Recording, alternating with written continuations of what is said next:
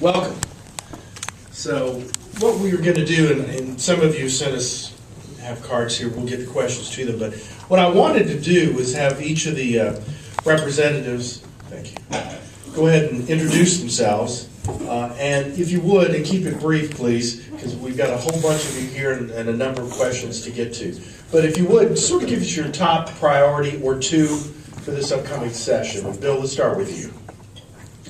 Well, my name's Bill Dunn. I live in Fountain City, represent that area, Halls, Brickey, Powell, and then go up into high school. I know I'm going to be serving on education again, and we're going to be really looking at the standards, so I know that will be going on. And something that I filed a bill on deals with pre-K, and at some point we can go into more details on what that is. Thank you. Ryan?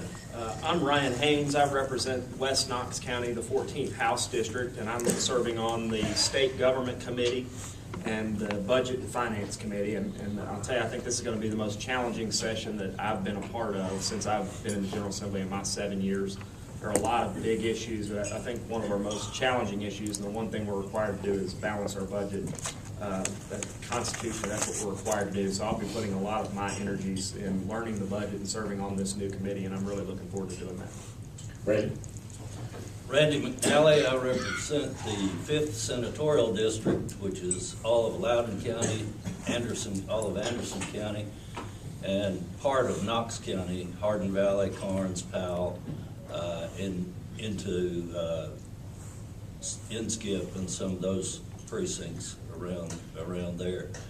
I chair the Finance, Ways and Means Committee. I'm a member of the Rules Committee, a member of the Health and Welfare Committee, serve on Pensions, Retirement and Insurance Committee, and also serve on the Fiscal Review Committee. I think that's all of them. But the main issues, like Ryan said, the main issues we'll be dealing with are the budget, and that will come through the Finance Committee, of course. Also, we're looking at some of the slippage in the F&E tax, franchise and excise tax, and trying to determine if there are any loopholes that we can close. And then there's some criminal issues that I'm interested in.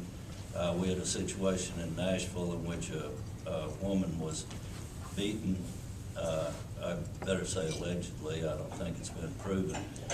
The individual went to jail, and there's a 12-hour hold. His attorney contacted another judge, who then got that 12-hour hold released, and then the individual gets out and finishes beating the woman, allegedly, of course. So that's some of the issues. We're looking at some loopholes in the DUI law and trying to tighten up some of the criminal statutes. Eddie Smith, represent District 13, which is part of East Knoxville, North Knoxville. You're in the part of West Knoxville and then half of South Knoxville. The biggest issue that I'm working on right now is working with Economic and Community Development, as well as the Governor's Office and Revenue Department, on a small business tax deferment plan that would allow new small businesses of 25 employees or less to take what their franchise, excise, business taxes, amortize those out over 2 years, so they pay a smaller amount early on, and that would balloon up so they have more working capital to become more firmly rooted in our communities, because we know small businesses are the backbone of how we create jobs. So that's really what I'm working on. Glad to be here and look forward to getting to know all of you and working with you. Art Swan, I'm from Blount County. Bob Ramsey and I represent Blount. Basically split into two pieces. Insure Tennessee will definitely be the thing that gets the most coverage this year and most of our attention. I really don't know what the outcome of that's going to be. I think it's going to be very tight. I have a Small Business Loan Act through ECD that I'm working on. I also have a bill called spoofing, if anybody knows what spoofing is, where someone steals their identity and uses it to make phone calls and misleads people. And I've got a bill on that this year. because of the date that we're here today, a lot of the bills won't be filed, and a lot of the ideas haven't come up yet because we have a February 12th cutoff. So just keep that in mind, that a lot of what we'll be talking about here today won't deal with future issues that are going to be coming up between now and then. I'm Roger Kane. I represent District 89, which is Karnes, Hardin Valley, Solway, Norwood, Cedar Bluff. I am on insurance and banking, and I'm on education. I'm also the chairman of the education subcommittee. Of course, insured tenancy will be a big issue. We've got some educational reforms that we're going to be looking at. I'm also looking at a bill about how we define indigency in the court systems. One of my constituents, her daughter was killed 4.5 years ago.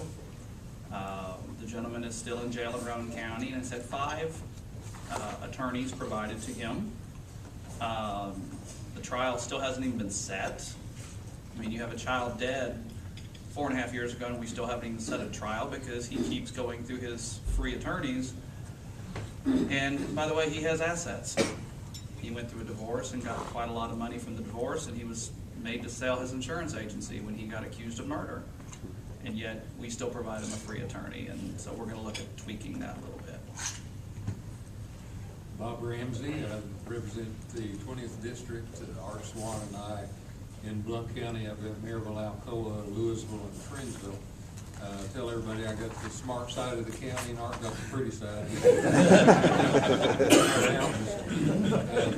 I was fortunate enough to be lured into chairing the state government committee. Ryan Haynes lured me into that this year. And I'm also on the health committee. The 2 bills that I have filed at the moment, one deals with the intellectual and developmental disabilities waivers.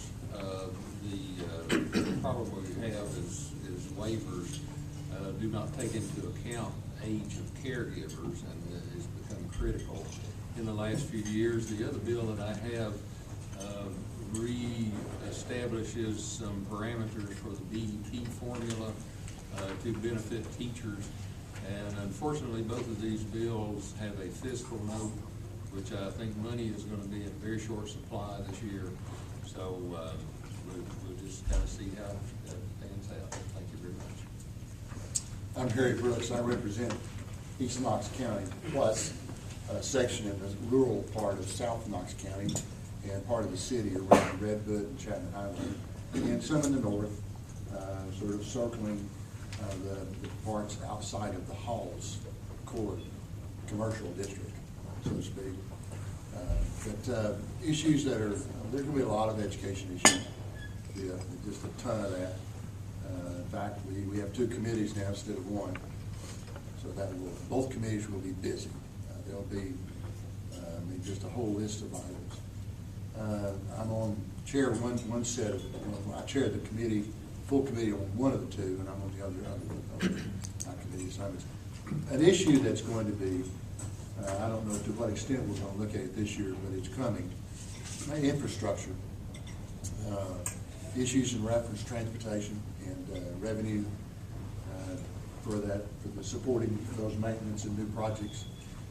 That's going to be a major issue as we move down the road. And it may start this year, so we'll see where it leads us. Yeah, I'm Richard Briggs. I'm a newly elected senator. I have the 7th district, and it's the part that includes Farragus and Cedar Bluff, Karnes, Ball Camp, Powell, part of Halls, West Hills, Fountain City, the downtown area, and the downtown area of Knox County and UT, North and Gills, in that same area. The North Knoxville area around St. Mary's is in that too.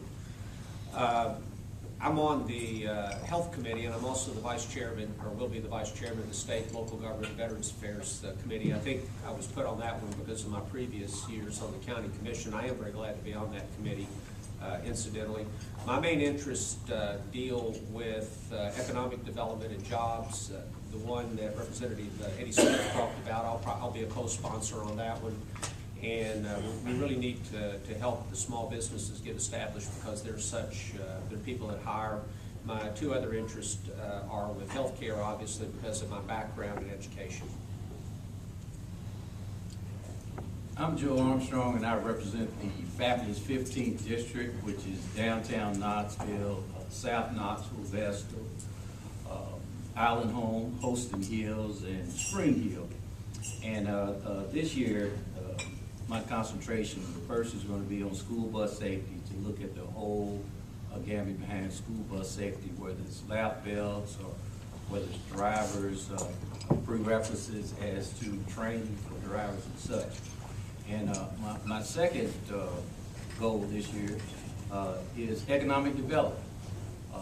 My goal is to help create 90,000 new jobs in the state of Tennessee, bring in $1 billion into our budget without costing Tennessee taxpayers $1, and insure 300,000 people that are currently uninsured. I think he's for Insure Tennessee. All right, thank you, gentlemen. And I should point out, Martin Daniel had planned to be here but had dental surgery yesterday, and he was not able to attend. And I also know that a couple of you may have some commitments here, so you may be leaving early. So we'll try to move the conversation along. Mike mentioned that in his introductory remarks that I now work at CNS, Consolidated Nuclear Security, at the Y-12 Nuclear Security Complex there in Oak Ridge. And it is, I think about that with no great, well, a lot of irony actually, that for most of my adult life, I spent, looking for transparency in agencies and other entities, and now I work for one of the most secretive organizations in the world.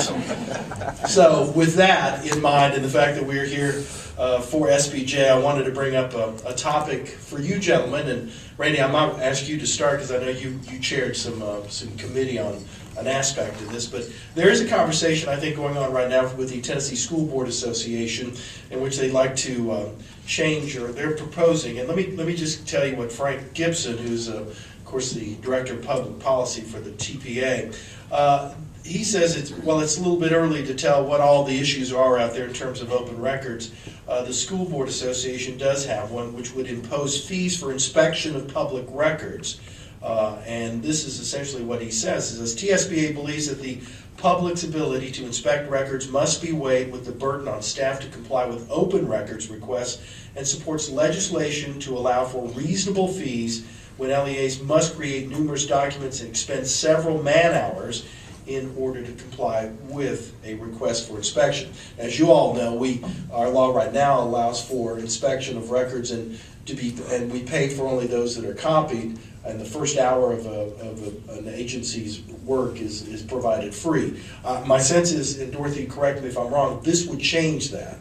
Yes, it would definitely change it. And in the 5 or 6 years that we've allowed labor fees to be assessed, the cost of getting records has just gone up astronomically because so many of these records have to be redacted, and sometimes the redaction is rather routine, and you would think that a staff clerk could do it, such as removing Social Security numbers. But when we get the bill, we discover that they have charged at staff attorney hourly rates.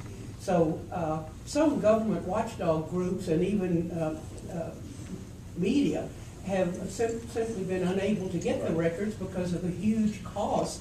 So if now you have to pay these costs just to look at the records, I think the idea of watchdog and government may evaporate. Yeah. So obviously, it's media, and SBJ in particular believes it is very chilling in terms of overseeing the things that you do. And Randy, I know you chaired a committee, 5 or 6, 7 years ago, looking at this manpower issue. Could you speak to this particular topic and about this whole manpower issue?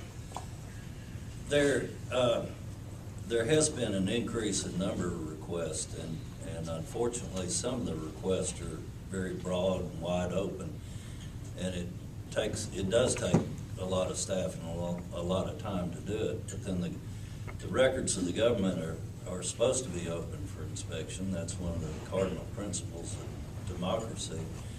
And the difficulty I think is in trying to find the balance in what is the public's right to know, and then what are burdensome. I mean, sometimes if you wanted to punish an agency, you could go in and ask for, pretty wide open requests like you know, a small agency, say TWRA, asks for all their correspondence with any of the members of the legislature or anything to do with fishing or hunting, and, you know, they'd just be overwhelmed. I think that we do have an ombuds person who can help people in narrowing down that request. For example, if you wanted to see my fishing license, you don't need to see all the members of the legislature's fishing license or whatever. And I think that's helpful. But anytime an agency or department of state government brings a bill to be able to assess additional cost, reasonable fees, I think, are okay. And we pretty well left it up to the courts to decide that. Well, one of the issues that I think, as ETSPJ, I know that Frank raised in emails to Georgiana and I, was that a lot of folks believe that they're already taxed for providing and caring for documents, public records. And so that this additional tax simply to look at stuff would be essentially a double taxation. And let me just open the issue up to the floor if anybody's got a comment. Number one, on this idea that should school board associations be able to, school systems be able to charge simply to look at documents as opposed to getting the copies and all those kinds of things, as is law now. Ryan, I'm looking at you, so you get to say something. Well, in my tenure as a chairman of the state government, I had a commitment to open government, and Senator Yeager and I last year were very honored to receive the Legislator of the Year Award for Open Government, and we made it a policy that we were going to try and keep records as open and as possible to the public. So I would not be supportive of charging those. I tend to agree that once people have paid their taxes as citizens, they have a right to inspect those documents. And I believe most agencies within state government could probably find an intern to sit with somebody as they go through those records. So I don't view it as a problem, and I think we should leave the system as it is. All right, let me ask the question one other way, and keeping in mind what Randy said about the balance. Does anybody here, would they agree with an idea that you should be charged simply to look at records? Raise your hand if you do and speak up. I would have questions. Okay. And this happened to me twice on the county commission, is where there was an open records request to look at my emails. And this wasn't my government email account, it was a private Gmail account. And someone had to go through there. I mean, it was very, very time consuming. I mean, there were like 24,000 emails on that altogether. Now, they were looking for them for a specific issue, but I mean, how do you go through that? I mean, I can't let someone sit down at a computer and go through all of my personal emails about, I've received information from my doctor on lab tests. I mean, this is personal business. And how, my question would be, it would depend on how we would handle that, because that's the two instances in my public service that's come up, is where people wanted to see my emails dealing with government business. I have no problem at all with doing it, but how do you go through all of that? Harry, you wanted to comment? Just a thought. The public has been very demanding about open records. At the same time, the public is also very demanding about keeping student records private. Now, think through those issues in the past. There was a huge public outcry when certain items about students wound up in the media, wound up in the press, and there was this big, how'd they get released? So, as was mentioned, you have to create a balance. And being in local government, like Dr. Briggs was, I can recall attorneys would come into the sheriff's department and basically say, we won't ever file cabinet you have. There's a balancing process. If the public has a right, and I'll defend that right to the hill, to know what's going on. Pam, you have a follow-up? But wouldn't there be a difference between emails and student records and the majority of records that are in a government office? I mean, I certainly respect what Senator Briggs and Representative Brooks are talking about, but I think that what they're talking about is the exception to the majority of records that are in an office. And the law already Speaks to that issue. That's right. The law already speaks to the issues of student records and emails. Go ahead. Like, for example, there was a lot of items written about bullying, and there was a lot of requests for records, and how many events occurred, which is fine, because then they wanted to see the notes so that whether or not the LEA's definition of bullying matched the media definition. So then you had to go through and do all kinds of blotting out of names and so on and so forth. So I mean, it's got to be a balancing issue. But the definition of bullying doesn't include names. When you look at the report to determine if it was accurately classified as bullying or not, But then that's it the became an issue. report, that's not the definition. No, but I'm saying the media person I had to work with wanted to redefine bullying and therefore wanted to see every item. And you had to go through, because of the public outcry, and pull names, pull identification concepts as to who the student was. And you left that material in regard to the facts of the case, so to speak. So it's a balancing issue in regard to protecting individual right, a privacy, and that student's right, along with the idea of the public right to know. All right, let's move on to another topic. This is for Representative Dunn. Is the state government involved at all in homeowners association rules? Homeowners associations parameters are involved in each community, city councilmen and mayors. Why not state involvement? Homeowners associations in Knoxville are loopholes loaded. Why? This is from a Fountain City resident. Well, you probably need to ask an attorney if you don't want to hear about homeowners. Because a lot of that is a contract that people agree to when they come in. They say, we will follow this contract and we'll follow it. And every now and then I'll get a call from a constituent who wants to do something outside of the homeowners, and they want me to pass a law. And we're really not supposed to pass laws that change a personal contract. And if I'm wrong on that, No, it's prohibited in the Constitution for us to change existing contract with a law unless the individual is reimbursed for the rights that they lose. And that would get to be a big hassle, I think. Okay. Obviously, you all are in recess right now, going back into special session, what, in a week? I'm sorry, yes, I'm sorry, go ahead. I broke that myself, and my wife and I bought our home in Fountain City 20 years ago. And 3 months after we bought the home, we get a letter saying, you're invited to a meeting in Fountain City Park, and here's the rules that we just didn't tell you about when you bought the home. And then today, the things that intrigued me, I went to the city council, I went to the city lawyer, I went to the mayor, I went to the engineering group for the city, and asked them. They said, we own our streets, and we're right in the middle of Fountain City. And they said, we pay city taxes, county taxes, but we also have to pay for our street light electricity that we use. We pay for the roads to be repaired. We own our sewers. We own our water lines. So any issue we have, and there's 11 homes in our development, and we did not know that until after we bought the home.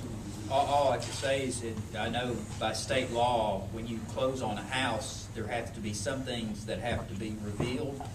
And so you could always look at that if there's something like that, that it would have to be revealed at closing, at some point of it. I mean, that's about what you could do. Usually, I can talk to you afterwards about it. What's interesting about some of these groups on the streets, there was a development off of Tazewell Pike, and according to guidelines and stuff, you could not build a road off of Tazewell Pike at that area. So the developer declared the road coming off as a driveway. Now, anybody who would go there and look at it would say this is a road, but it was declared as a driveway. It's not a city street, it's not a county street, it is a driveway with little driveways coming off of it. I don't know if that's your subdivision, but I can show you right on Tazewell Pike where that has happened. Usually, as Bill was mentioning, when you close on a property, usually there are covenants included in your closing documents that explain how much you have to pay and all those other issues. We talk after. Yeah, all right. But the only other thing is what you're saying. We have a street off of Maple, and we live in a private road. Okay. And of the 11 homes, in order to build this, they said they had to have a home that was on both sides of the streets entering. So this builder bought an existing home that's on Maple, And then all these other 11 homes are on the private streets. And this owner did not know, I knocked on her door 6 months later, that she was part of our homeowner association, and nobody told her that this new homeowner group, this new development, that she was part of. She had an existing home, been there 20 years. All right. Again, you might talk with Bill after this. All right, let's move on now. Again, you're in special session, I guess, in another week or so.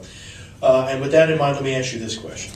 Last year, the state lost out on $1 billion in funding for health care from the feds. 4 hospitals closed because of financial problems. About 200,000 Tennesseans can't afford health insurance and are not eligible for TennCare.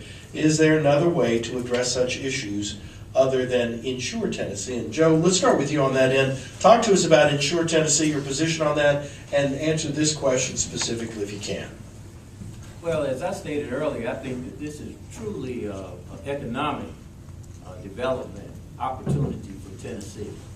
When we look at the 28 other states that have expanded Medicaid, when you go, and I think a lot of the members of this delegation have already talked to their hospital administrators. I fortunately had an opportunity to sit down with the folks at UT last week, and I asked them, under this particular plan, the governor's plan, I guess I call it hazard care, but Insure Tennessee. But I asked, what is the bottom line? What would benefit the hospital from the expansion? I was told that a minimum of $10 million, so and looking at between $10 to $12 million for one hospital. I asked, what is the cost? What would it cost you to implement this program? And they said 0 because we're already providing the care. And so when we look at Kentucky, our neighbors to the north, someone in the same position, someone that is between 100% and 138% of poverty that fits into that gap, which is really the working poor, the people who are cleaning our rooms, the people that work in housekeeping in hospitals, those are the people that fit into that income gap. If they lived in Kentucky, they would have benefits. In Tennessee, they would. The question is, what are we waiting on? We've lost $1 billion already. Dr. Briggs?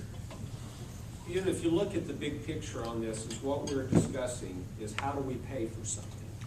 This isn't a choice that people have or the state has, and well, if we provide it, they'll use it. If they don't provide it, we don't have to pay for it.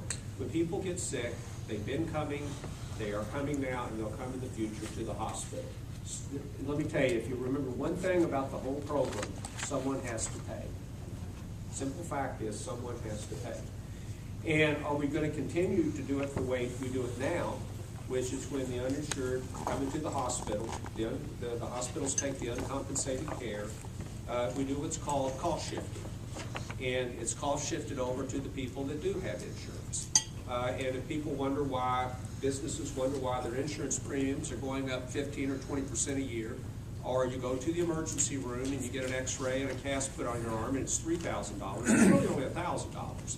But you're paying for the 2 people that come to the emergency room and have the same thing done, they don't pay.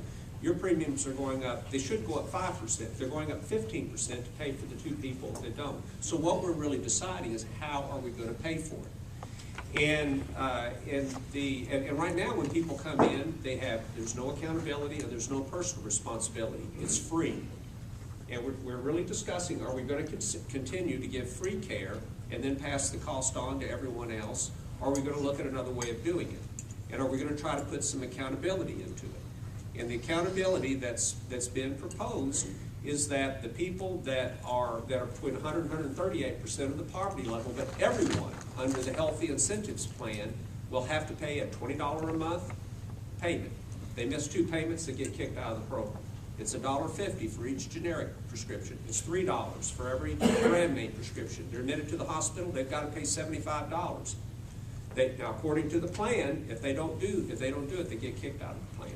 The other half of the plan has the elements of public and private cooperation that we like. It's where if they're working but they can't afford their employer's health insurance, the state, there's certain criteria that have to be met. The employer has to be paying at least 50% of it. They have to meet the minimum benefits that's required under the Affordable Care Act. They have to, it has to provide some preventative care. the government will kick in, the state government will kick in up to 50% of the cost of that insurance. Then those people are on a private insurance plan. They have to go to the doctors that are on the plan. They have to meet the co-pays. There's certain ways that some of that they can be helped out. But you've put patient accountability in there. They've got some skin in the game. So, Dr. Greek, given all that, are you going to support Insure Tennessee? I have some, well, see, I've told one half of the story. Okay. I'm trying to I get going, I'm sorry. We got a whole bunch of people behind you. I get going on this. Now, the other half, I have a lot of questions because, about how it's going to be paid for. The hospitals are supposedly going to be paid, but there's a little poorly known fact. Right now, the hospitals do a self-assessment of 4.5% that's used to keep the TennCare program as big as it is. They can go up to 6%. This isn't mentioned in the stuff that's out there, but according to the Affordable Care Act passed in 2010, that the hospitals are capped at 6% of an assessment that they can place on their total gross patient receipts. And if we get more people than anticipated, they can't continue to assess more. They're limited by law. And I mean, there's a lot of other questions, but that's part of it. Harry? What I'm beginning the process on it, this area is something I've never really, I've been on the committees that dealt with these issues, so I'll begin the process of learning and studying. I will look at how it's done in other states. My promise to the governor was that before I jumped in any direction, I would review and listen to what it is. It's something that I just don't know a great deal about, and I will prepare substantially before I make a vote. And it's been well explained. For the last 2 years, we've had our hospitals come to us. I've gone to programs with Vanderbilt, large, small hospitals, and essentially what Dr. Briggs said, we're already giving the care.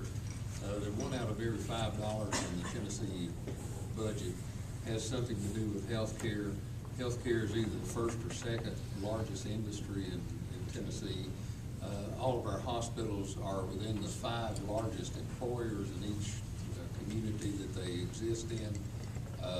It's essential that we protect our hospitals. It's essential for recruitment of industry.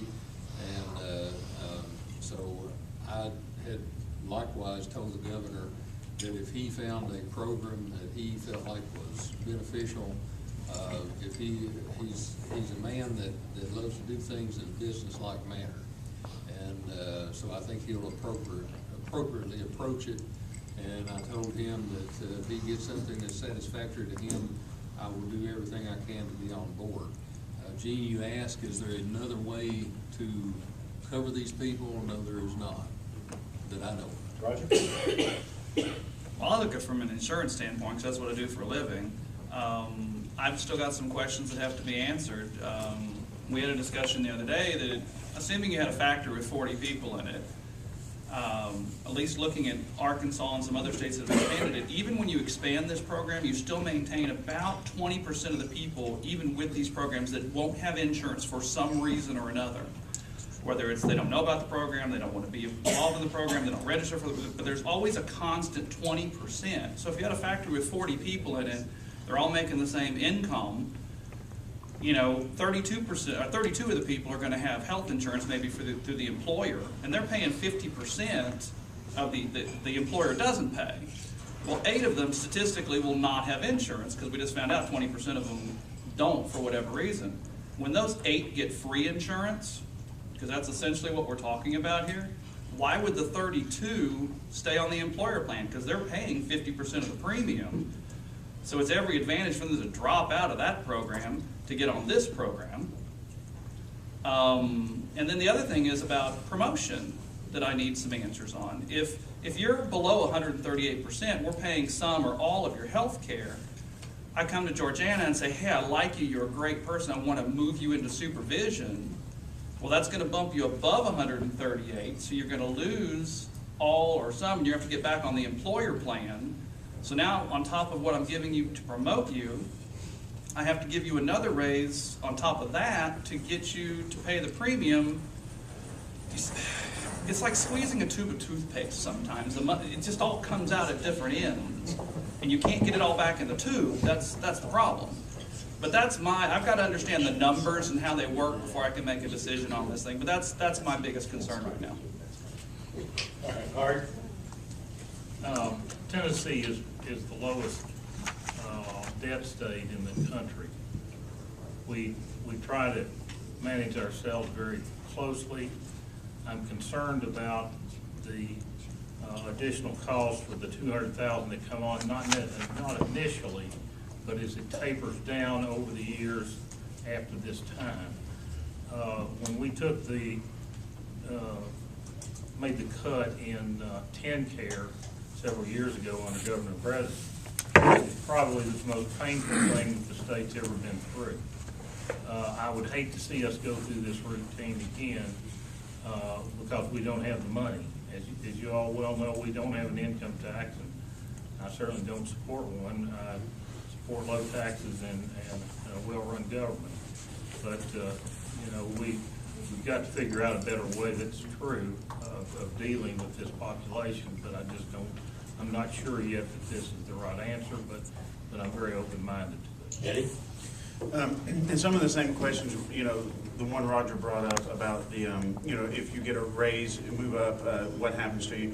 I was at the Vanderbilt presentation last week, and one of the stats that they threw out is there's actually about 425,000 people that would be eligible in the state. They anticipate about 200,000 signing up. What happens long-term? Because we're capped at 6% of what the hospitals can assess themselves if more people sign up. If it's an overly successful plan, is there enough money long-term to pay for that, or how does that impact the state budget? That's some of the questions I'm still waiting on. I have not made up my mind yet because I'm still listening to all of the data that's being presented, and also just kind of doing a lot of research to make sure whatever we do, it's fiscally sound for the state. See if we can't find a way to help the people in our state. And if we can find a way to balance all of that, then, I'll make my final decision. But that's kind of where I am right now. I'm not for it or against it. I'm just sitting there trying to gather more information. Senator McNally, I hear a lot of questions about this program. You're a pharmacist. What do you think? Can you support it? I was a former hospital pharmacist, but I left that occupation and now just doing the legislative work.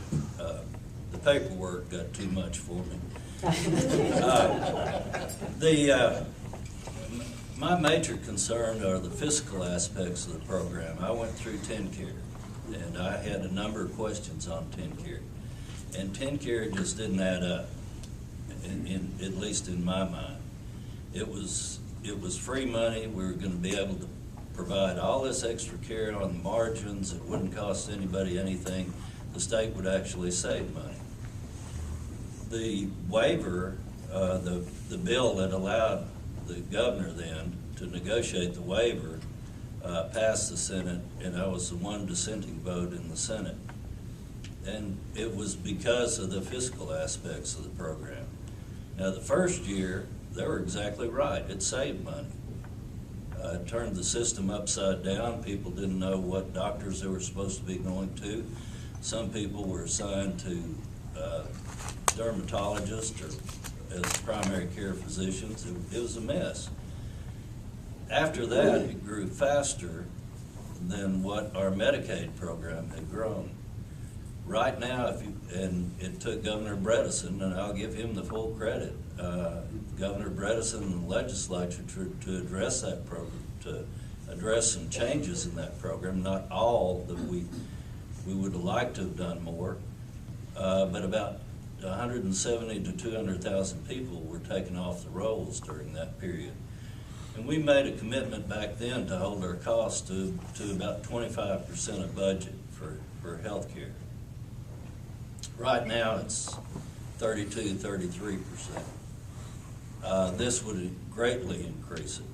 And it's something that concerns me, how maybe not this year or next year, but can the state really get out of the program? And I've asked those questions of the Attorney General. It's a lot like one of these finger torture things. They're real easy to get into, but try getting out of it, and the harder you struggle, the worse it is.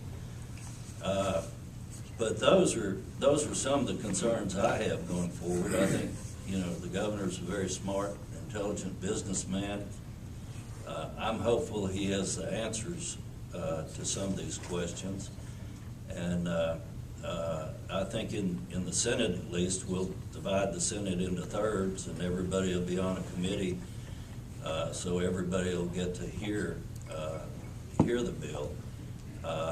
And it'll go through probably health and then commerce and then finance.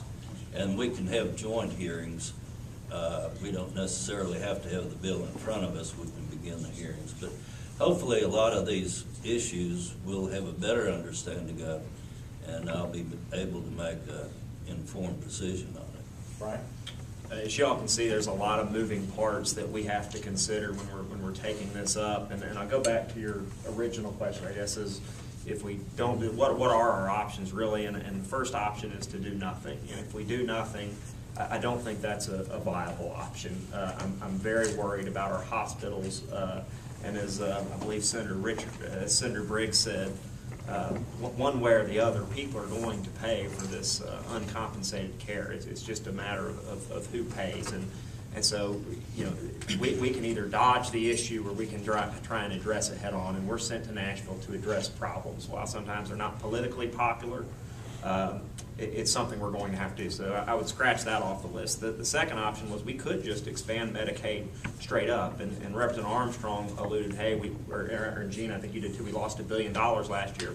But I do have to applaud the governor for trying to put forward a solution that holds Tennessee's budget really harmless. And how if we expand traditional Medicaid, and I think most of y'all know this in the room, after so many years, the federal government will no longer pay 100% of the bill, it will go to 90%. And that's what we're worried about as legislators, is where are we going to come up with that extra 10% that we have to kick in?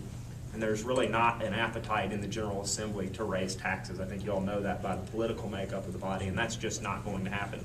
So the third option is ensure what the governor's come up with, or something similar to that plan.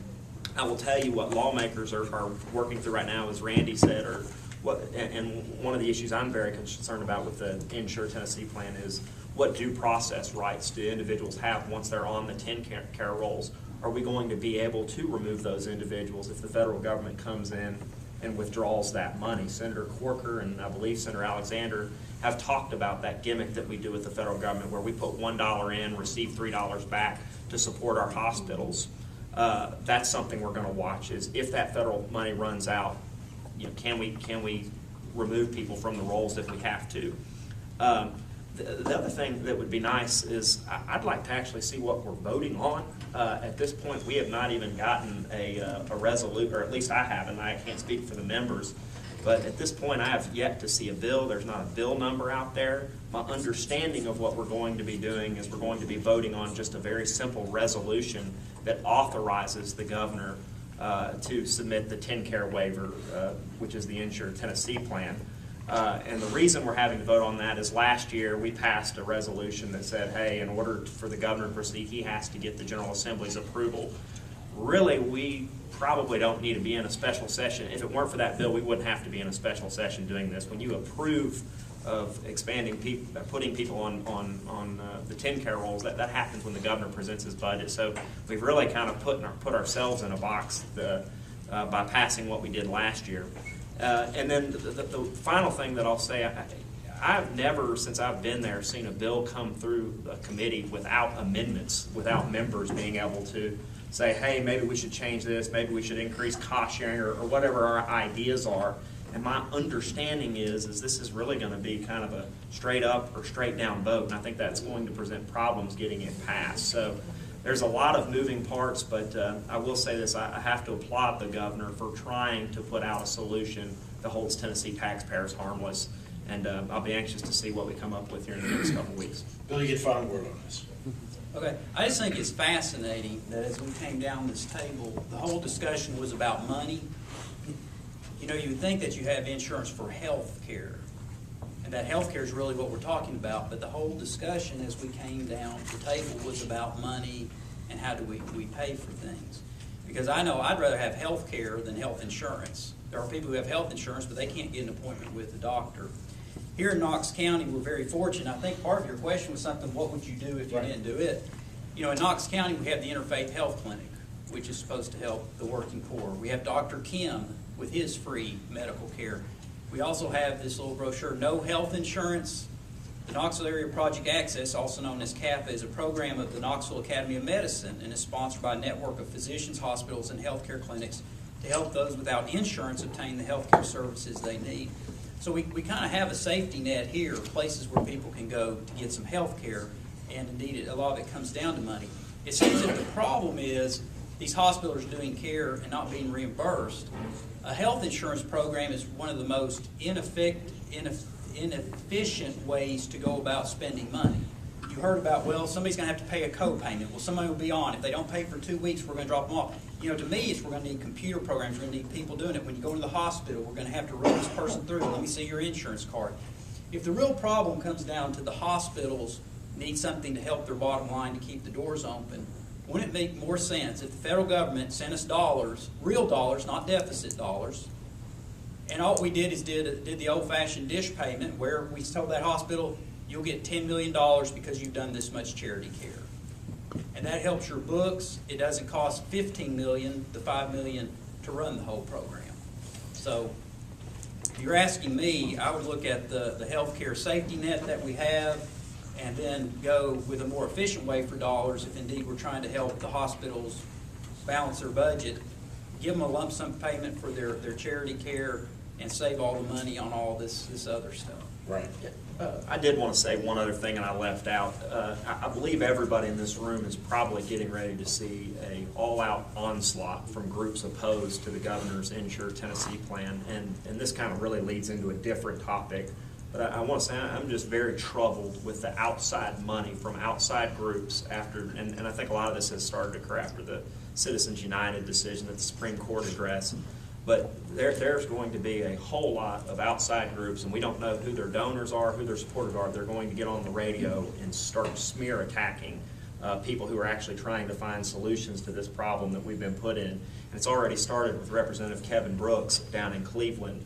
And I'm just very troubled by that. And I hope people in this room, no matter which side of the argument you come down on, people will talk with their friends and their neighbors about just about how disgusting those TV ads are, those political mailers are from outside groups that we know nothing about.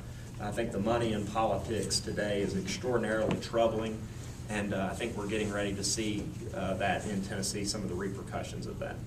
Roger, you want to add something? Yeah, one thing, we talk about enforceable deductibles and enforceable copays, so I asked the question, what do you mean by enforceable? Are you planning to send people to collection agencies if they don't pay? Are you planning to deny care if they don't pay? And the answer was no. Okay, so I asked, okay, so if I go to my primary care physician and I don't have, because you can go over to Cherokee Health Center, which I think most of us are going to be at next Monday with the governor. I think it's about 80% of the people who have a copay right now don't pay it. They just don't have it to pay. So now we're going to have buy-ins with copays that people aren't going to pay. And I asked the question, okay, so I go to my primary care physician, I don't have the $3, $8, whatever it is, the copay. They said, well, they can deny you care. And it's like, well, that's fine, but then I'm going to go to the emergency room where you can't deny somebody care. And the whole purpose of the plan is not to send people to the emergency room. But if we have this, you don't pay your copay, if the people are rejected at their primary care physician, they're going to the emergency room where they have to get provided care. And that's the moving parts that makes this thing very frustrating. Yeah. Well, I mean, I found Representative Haynes' point about outside group money fascinating. And you're sitting two people away from Representative Eddie Smith, who was the recipient of somewhere between $250,000 and $500,000 and sometimes dark money. So I'm wondering if the two of you might want to collaborate on some sort of legislation that clears that cloud. Yeah, well, and that's puts. been decided by the Supreme Court. Yeah, I mean, well, no, I'm talking about maybe some disclosure requirements, something unique to Tennessee. I'll tell you, Commissioner Harmon, I'd be more than happy to do that. And I think Eddie was also the victim of some of those outside groups as well. It worked both ways. And the way our law is set up right now, a candidate is not allowed to collaborate with any of these groups. So I think in Eddie's case and in Gloria Johnson's case, all this nasty mail was thrown in at each other. And Eddie and Gloria had nothing to do with it. So I will tell you, I will absolutely do what I can within the law, and And Would that include personally denouncing the groups that do it and asking them not to? I'm denouncing them right now. I think it's sick, and I think Eddie did that during his campaign. But of course, Did you, Eddie? It didn't get. Well, I mean, what I said during the campaign, you know, I'm not going to tell someone they don't have the right to free speech. But look at what I'm saying. But I think it should be disclosed who those individuals are. I agree. Everybody should be allowed to say whatever they want, but you should have to disclose who those donors and individuals are. And I will also tell you, I think that the money that we're allowed to accept should be limited. I know Representative Dunn, I don't know about the rest of the delegation, have voted against accepting corporate, sorry to throw you in this, but we voted against accepting corporate contributions. I've just never had a citizen of mine come up to me and say, man, Ryan, we sure do wish we could give you more money. I think that helped the process. And I hope all of us up here will take that into consideration as those bills are brought forward. And obviously we have to work within the constraints of what the Supreme Court says, but I'll do everything I can to help limit that and denounce it. Yes, sir. I asked a question about Insure Tennessee, and I just wanted to briefly make a couple comments. In terms of the unfortunate need to remove so many people from the TennCare rolls 10 years ago, that was a 2-to-1 match of federal money to state money. And, you know, the Insure Tennessee is, you know, a 100-to-0 match right now, but even looking ahead, assuming it would be continued, it would be a 9-to-1 match. So the relative What assurance do we have that it will be a 9-to-1 match? The law. What assurance do you have that anything you sign with the federal government or any They can unilaterally change. Right. I mean, you trust the person you deal with, and the federal government and other things. But the other thing I wanted to say is that there were financial analyses of the open Medicaid expansion when it was first proposed that showed the state coming out financially ahead and it not really costing the state anything for the first 10 years of the operation because of the savings from the programs that the state has in place to try to mitigate the problems of uncompensated care, and because of the fiscal and economic stimulus effect of $1 billion a year coming into the state. So those two factors, the analysis showed that the state would come out ahead, not come out in the hole, and not be in the and I'm not going to say I'm not an economist, but I'm just saying that it's not just simply a matter of the state having to come up with $100 billion when they have to do their 10%. I mean, the state makes other commitments to private entities of $100 billion to have them bring in 45 or 50 or 60,000 jobs into the state. And so I think you just have to sort of look at the whole picture in that way. And I'm not saying that I don't know the details, but I just wish that we could look at it in a bigger way rather than just saying, well, we can't afford $100 million in 2016 or 2020. And so we better not do anything. All right. We're going to have to move on. I'm just going to throw these questions out there. You guys pick them off as you see fit. So here's a question. The governor's proposing a possible increase in the gas tax. This is a regressive tax, hitting poor people harder than the more affluent. Please consider this when or if you have to consider a gas tax. Anybody want to tackle that? Well, it's also a user fee, and people that use the highways pay for their use.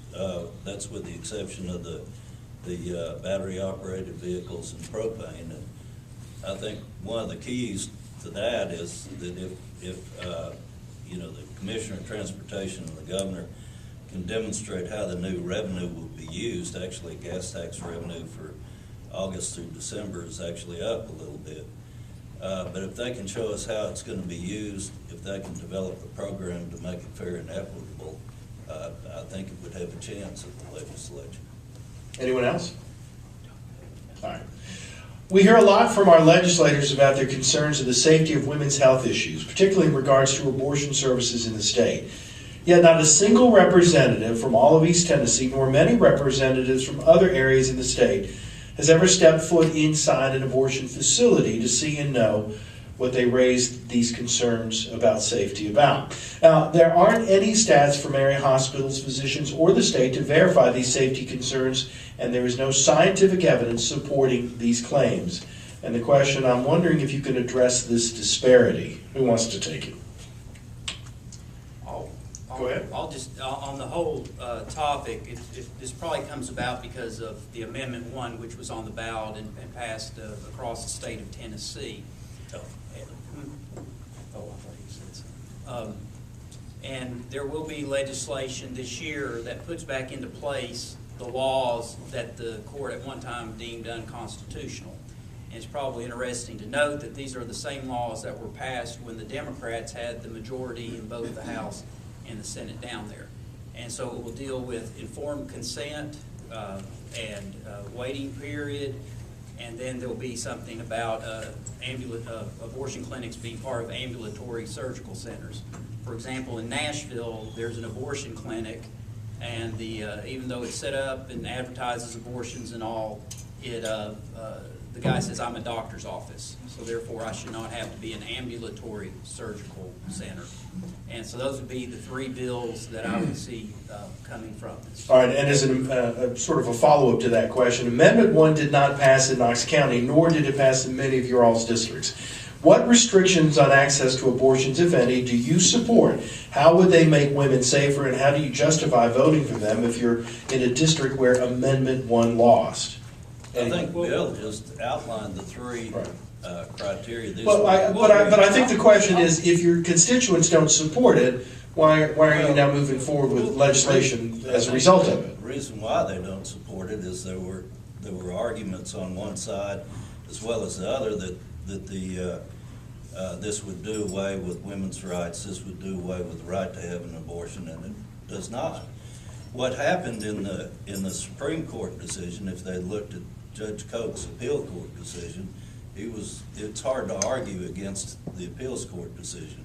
The Supreme Court decision established abortion as a fundamental right, meaning the legislature has difficulty, if it's able at all, to put any controls on the legal controls on the procedure whatsoever.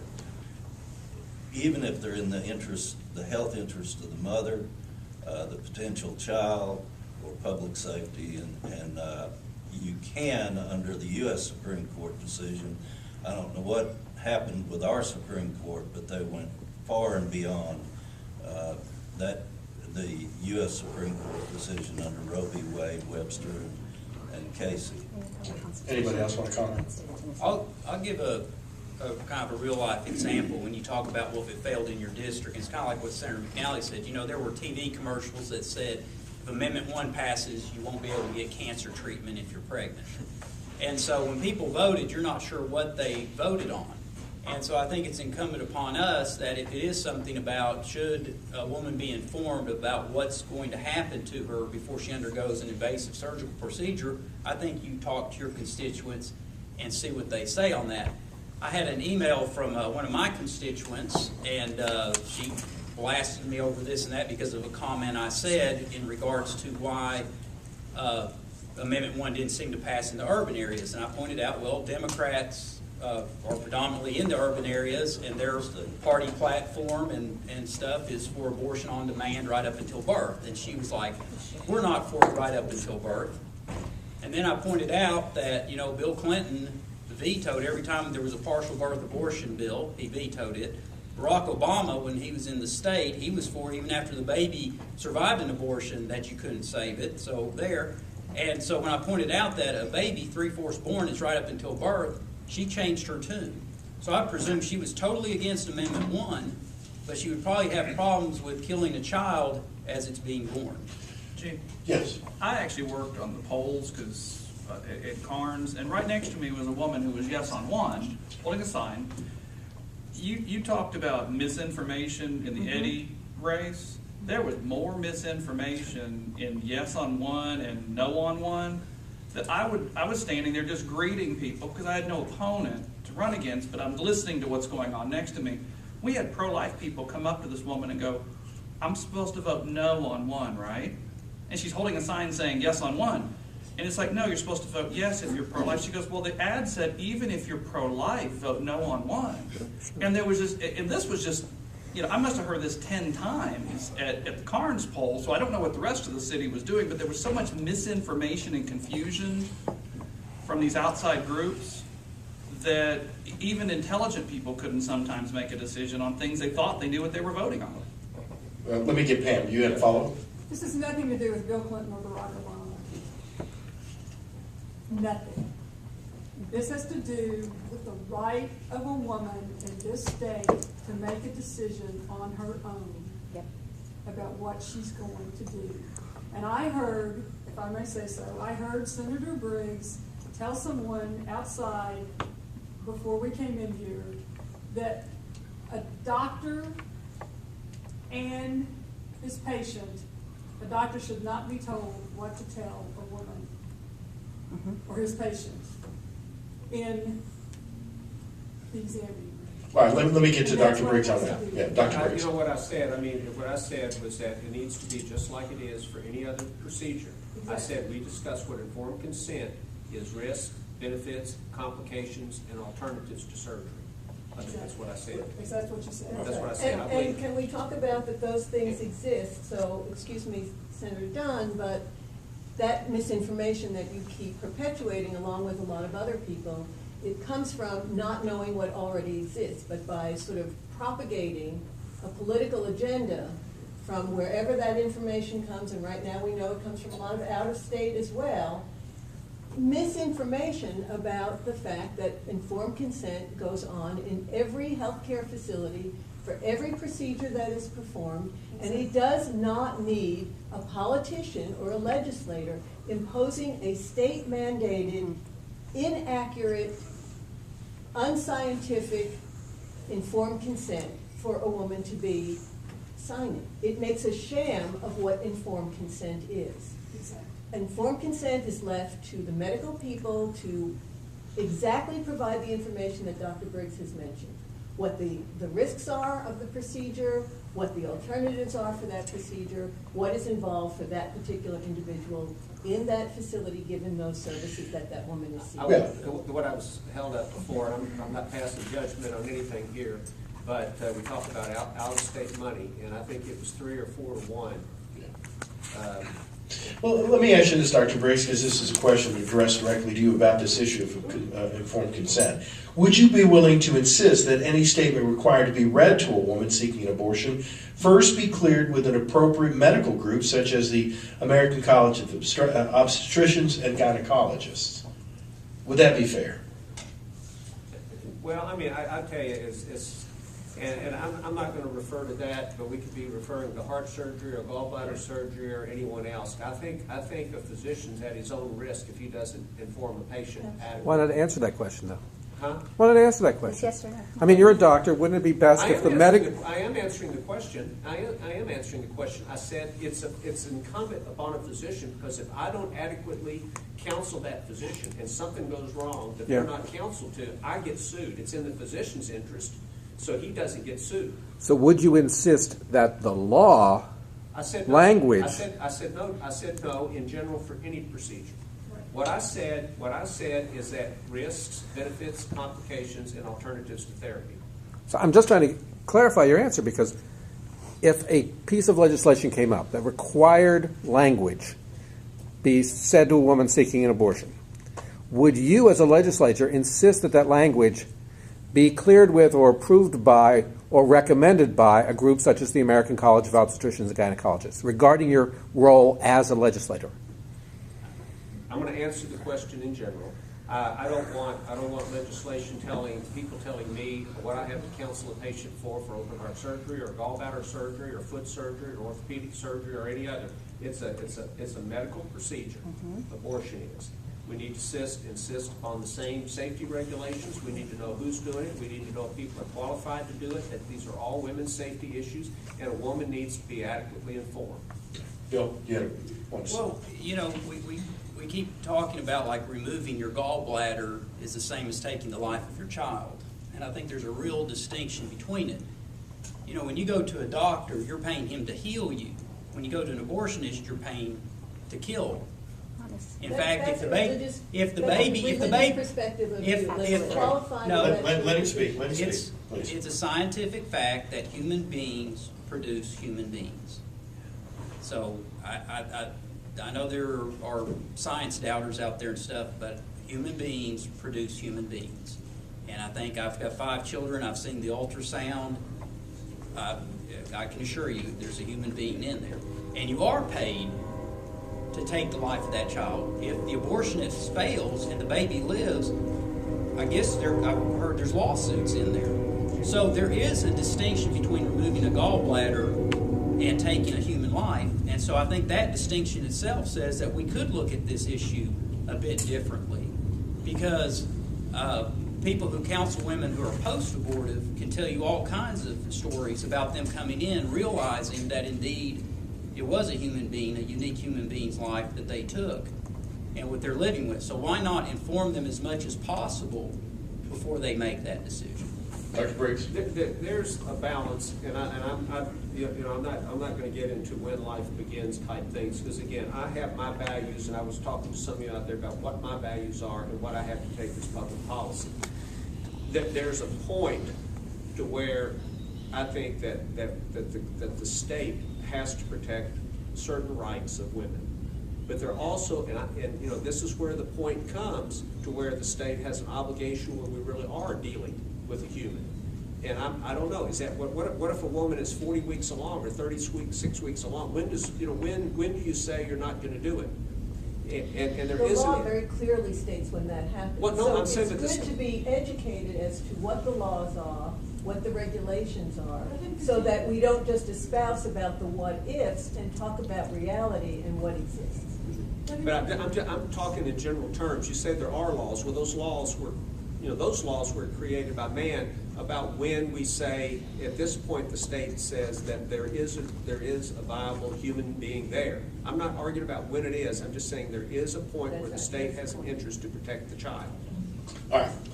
Yeah. One last word on this. And I think, I may be wrong, but I think that what Dr. Briggs is saying is that you don't want to have a statement in the law that this is what has to be said, because each situation is different. Because when I go to the doctor and there's a situation that the law says the doctor has to tell me X, Y, Z, my situation may not fall under what X, Y, Z says, whether it's for the gallbladder or for an abortion. Okay. Dr. Briggs, you get the last word on it since she was speaking for you. Yes or no? I don't know. That's what my interpretation. Well, let's just give him an opportunity. Well, I don't know what you were saying either, but that's... Okay, all right, let's move on then. Can I just address that though? Real quick, please. Well, informed consent is informed consent, regardless, whatever procedure you have. So a procedure is a procedure, and there's an informed consent for whether it's gallbladder, whether it's an abortion, whether it's heart surgery, whether it's delivering a child. There is informed consent as to what the risks, the benefits, and the alternatives are for that procedure. And let me mention one thing. An alternative to surgery, in this case, is a live birth. That's an alternative, and a woman knows what pregnancy means. All right, let's move on. Tennessee's unemployment rate recovery lags most other states. We are first in the nation in bankruptcy rates per capita, third highest in the nation in citizens on food stamps.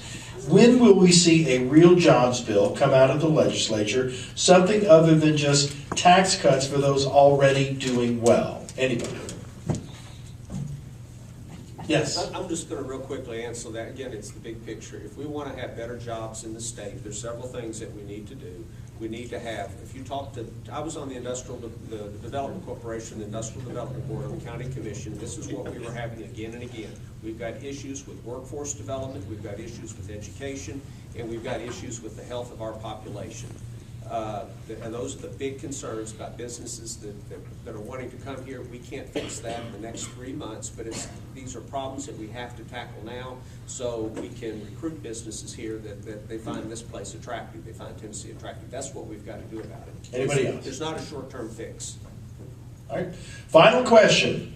I'm sorry, yes? I would just say that I think we also need to recognize that legislative social issues frequently deters industry that might bring higher paying jobs to the state of Tennessee. And I have seen that firsthand. I have seen people who, for instance, have been recruited by UT for high-level faculty positions who have said outright that they do not want to move to Tennessee because of the social climate as opposed to another state. And I think that I think you have to recognize that there's a definite cost to legislating a social agenda.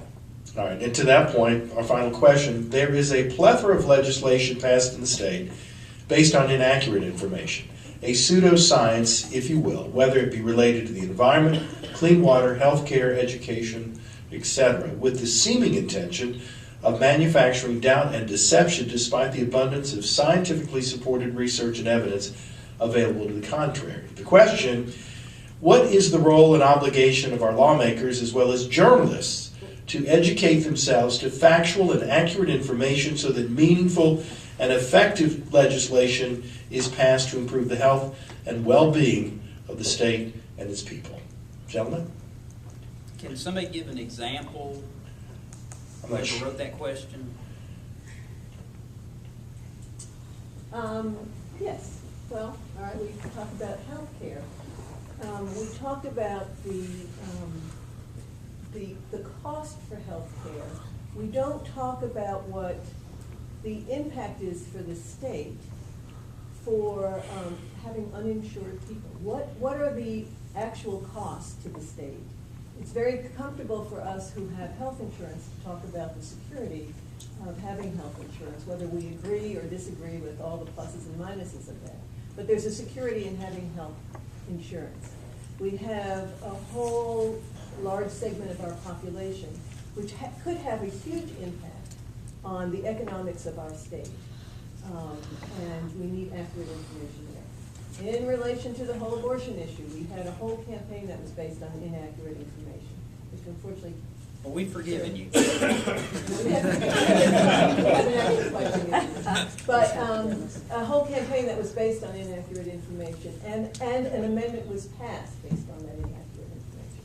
So what is, and I made allusion to the people sitting at this panel really don't understand what the laws and regulations are that exist before drafting other legislation.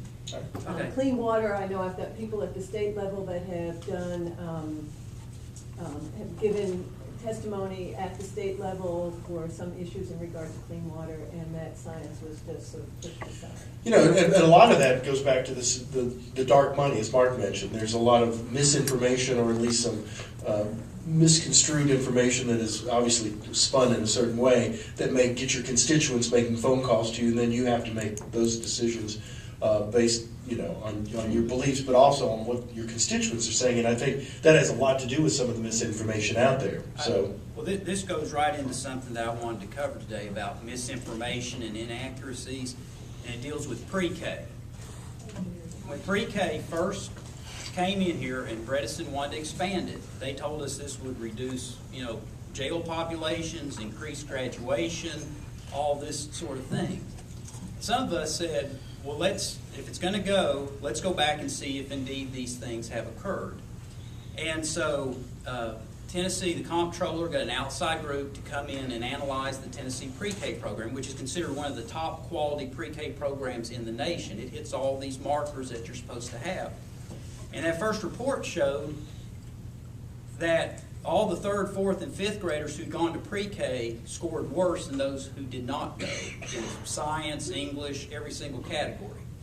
Vanderbilt came out and said, well, that study's flawed. We're going to do the mother of all research on pre-K. And they've done it. And it came out that by the end of kindergarten, the kids who went to the Tennessee pre-K program, where we're spending $87 million, there's no difference except in a couple areas where the pre-K kids do worse. And haven't the authors of that actually complained that you're cherry-picking and misrepresenting their data? No. They haven't? No. Okay. Okay.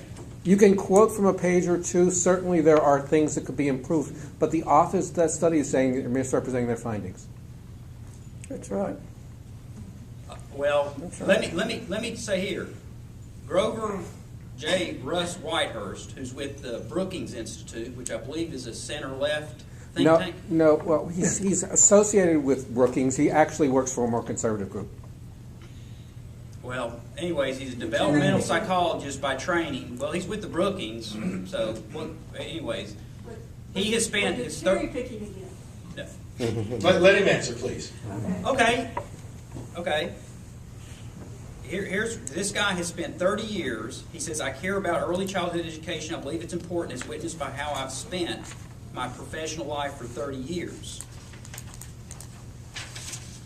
He wants to draw your attention. Y'all can look this up online. You can go to the Vanderbilt. You bring this up every year, and every year everybody says, but you're cherry picking, and the authors have And the whole question was about accuracy. Yeah.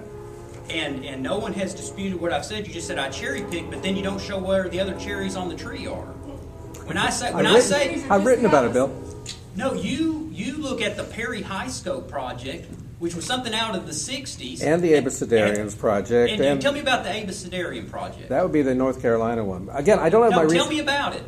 I don't have my research with me, Bill, but Well, I'd be I've happy looked to. at it. I'll tell you what, I'm They going to took write. the I'll kids write at 3 again. months of You're age. making me write again, Bill. Well, maybe you could talk to Grover here and see it. I'd be happy to. You know, he works Okay. for a right-wing think tank that's a pro-voucher, anti-public school, so it doesn't surprise me he's anti-pre-K. And you teach journalism? Yes, I do. I've looked up that guy. You haven't. All right, come on, gentlemen. Okay. Make your point. Make your point, Bill. Okay. Well, my point is this is from the Vanderbilt. We do this every year. This is it. And you can look through the whole report and tell me if there's something else where they talk about cognitive. We found that the effects of Tennessee pre-K on achievement measures observed at the end of pre-K year had greatly diminished by the end of kindergarten year. And the difference between the participants and non-participants were no longer statistically significant. The only exception was a marginally significant difference on passage comprehensive, with the non-participants, non-pre-K, showing higher scores at the end of kindergarten year than the pre-K participants. Now, you can look anywhere else, but he says in all these areas, there are no other areas. There are plenty of other There's no areas. statistic differences except in one area where the pre-K kids did worse. On non-cognitive outcomes. What grade level is that particular cognitive? That one is by the end of the kindergarten year. Are you sure of that? Okay. Pre-K year had greatly diminished by the end of the kindergarten year. The end of the Read it kindergarten correctly? year. So if the goal of pre-K is this is interesting, because if the goal of pre-K is to prepare for kindergarten, and all we're saying is that the non-pre-K kids lose their pre-K advantage because the other kids who have more advantages in their life catch up, we're still saying that pre-K works. No. Because pre-K, no. Where would they have been without pre-K? And the reason I say this is because with the state budget, as you go down here and there's people who want us to send money to the arts, you want to send money to help some health care or something like that, if you're spending $87 million on a program that by the end of kindergarten, the only difference is the kids are doing worse, that more of the pre-K kids are having to take special education, we were told there'd be less special education if you did it. On the non-cognitive outcomes, directly, you can read. Yes. Ratings made for children by first grade teachers near the end of the first grade year showed no statistically significant differences between the Tennessee pre-K participants and non-participants on any of the scales for social skills, work-related skills, preparation for grade, peer relations, behavior problems, and feelings about school. Yeah. Find some other category that I'm not missing. The one place where they said there was something positive was retention in kindergarten. No. That if you're a pre-K kid where we spent 2 years of money on them, 4% were retained, where those who did not go to pre-K, 6% went. Now you're quoting a midway report. The report is not finished, right? They still have a couple years to go in their study. Well, yes, and I'd say Yeah, okay. as long as they keep getting money, they'll keep doing a study. But the thing is, but no, it's the truth. Follow the money. And if the kids are doing worse at the end of kindergarten, doing worse at the end of first grade, I don't see there's going to be an hallelujah moment in the 7th grade where suddenly this kicks in. In fact, you may find out that since so many of them had to go to special education, that's really the factor that made a difference. And what's interesting about the Vanderbilt report is we're not hearing any more reports. All right, let me get Roger wants to weigh in on the question, the original question. Sure, well, it was about accuracy, and when I tried to follow facts and accuracy, we have people in the media who don't want to follow it. Well, what I just want to address is, I think everybody on this panel does put a depth of knowledge that they have. They do spend time, so there might be some inaccurate materials, just like there always are anywhere, but you can tell Bill has spent a huge amount of time on this subject, just as many of you guys have. Whatever subjects we're voting on, we try to get, when I have somebody come to my office, whether they're a lobbyist or constituent, what are you here for? We visit for a couple of minutes. What is the guy behind you going to tell me? And please tell me the truth, because if you lie to me, our whole relationship's over with. Whether it be a lobbyist or... So we're asking for both sides, and I tell people sometimes, give me the other cup of Kool-Aid, because if you don't, I've only got this one glass to drink from. And we really do, when we're over there, spend an inordinate amount of time trying to understand issues, and we just don't do it happenstance. As far as your issue about touring an abortion clinic to get a feeling of what an abortion clinic is going on, I've learned through life, I don't have to experience every single life experience. I can learn from other people's encounters. I don't have to walk in, just like I don't have to walk into an adult bookstore to know what's there and what goes on there. It's the same thing. I would be glad to tour an abortion clinic. It doesn't bother me one way or the other, but I've not been asked to tour a medical clinic and see how doctors perform procedures there either. So I don't know that we're really comparing apples and apples. Well, except you're not legislating on those positions. But yeah, we do. Sure we do, every day. On these procedures. We absolutely do every day. Yeah, and we're also getting ready to on a thing called Insure Tennessee. Right. So you are speaking with, and I hear you, and I appreciate what you're saying. And I hear that you do go visit and talk with the hospital administrators, and you do all of those other things. What I'm saying is there is a complete absence in some facilities, particularly in relation in this state, to abortion facilities and the whole who bros around abortion right now that's going on, so that there is a complete void in actual knowledge of what's happening, and yet legislation is being prepared to be passed on quite a large level. That's my point. All right. Unless there are any other comments? I have 2 comments. 2 quick comments. There's lies, damn lies, and statistics. and God, and I'm a church man. In God we trust. All else bring data. But now I found out that the data can be interpreted many ways, so forget that. Let's give our legislators a big round of applause. Thank you all for taking part, and good luck to you in the special session and the session ahead. Thank you. We're adjourned.